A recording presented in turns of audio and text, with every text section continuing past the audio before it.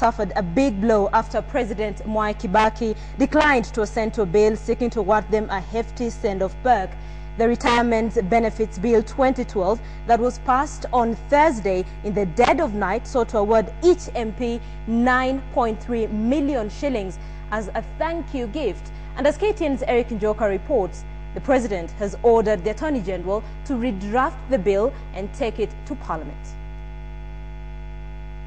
When the bill was passed in Parliament on Wednesday night and the secret laid bare to the public the next morning, there was fury from citizens venting their disgust at the members of Parliament's action. Kumbe chini wameweka pesa zao. Unaona? Watu ni wakora. Aswa kidai mtu mimi naheshimu. By denying Kenyans the opportunity to participate in the debate about the two bills, Parliament has blatantly gone against the Kenyan Constitution Article 118(1)(b), which requires Parliament to facilitate public participation. Can you give me some coins?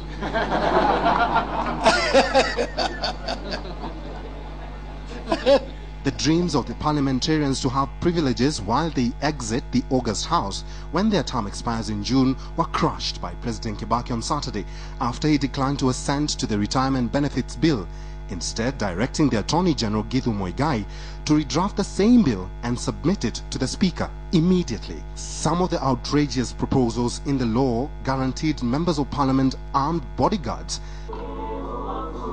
a state funeral, and unfettered access to VIP lounges in all Kenya's airports, not forgetting diplomatic passports for the MPs and their spouses.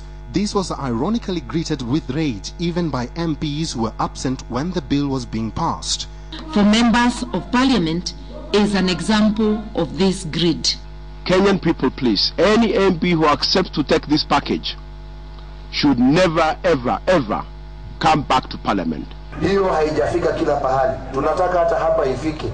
Ndio hata wazee wa Kipkelion wasikie utamu ule mzee Kibaki, mzee Moi na Odinga wanasikia. Si ndivyo? Kibaki tegera ati wewe kimbia pale, chukua hiyo pesa iko hapo. Wewe unasemaje? So the burden has now been eased on the taxpayer by President Kibaki.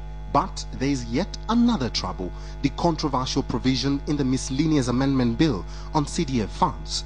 The provision allows Treasury to release 10 billion shillings for alleged completion of CDF projects.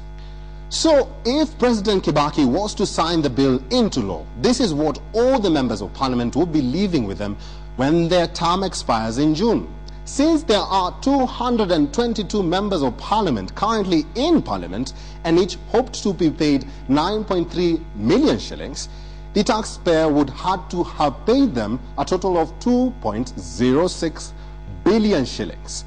So how much more then would the same taxpayers have to pay if they extended the same treatment to the 350 men and women after they take up their position after the March 4th elections? There you have it. 3.25 billion shillings. Enough said. Eric Njoka, KTN.